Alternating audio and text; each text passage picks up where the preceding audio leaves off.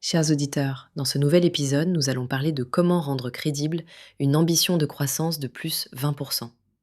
La crainte principale n'est pas l'ambition, mais le manque de preuves. D'où provient la croissance, comment elle sera mesurée et quelle organisation peut soutenir le chemin. Nous proposons une méthode simple en 4 étapes. D'abord, identifier d'où pourrait venir la croissance en listant les leviers potentiels tels que nouveaux clients, fréquence d'achat, panier moyen, lancement d'offres, nouveau canal et gain d'efficacité. Ensuite, quantifier chaque levier, même approximativement. Par exemple, estimer le chiffre lié à 4 nouveaux clients par mois ou à une augmentation de capacité.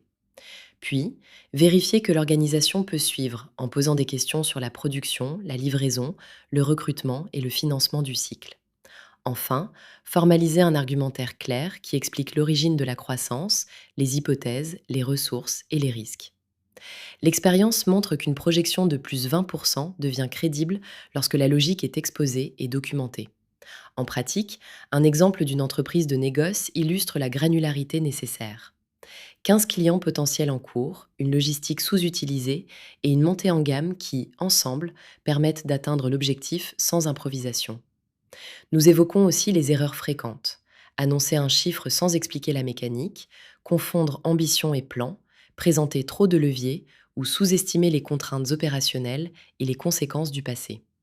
Enfin, les bonnes pratiques consistent à prouver avec des données simples, raconter la mécanique plutôt que le résultat et montrer que les freins ont été anticipés.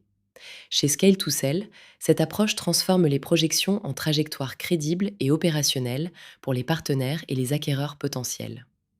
Si cet épisode vous parle, restez à l'écoute, partagez-le avec vos équipes et abonnez-vous pour ne pas manquer les prochaines analyses de Scale to Sell.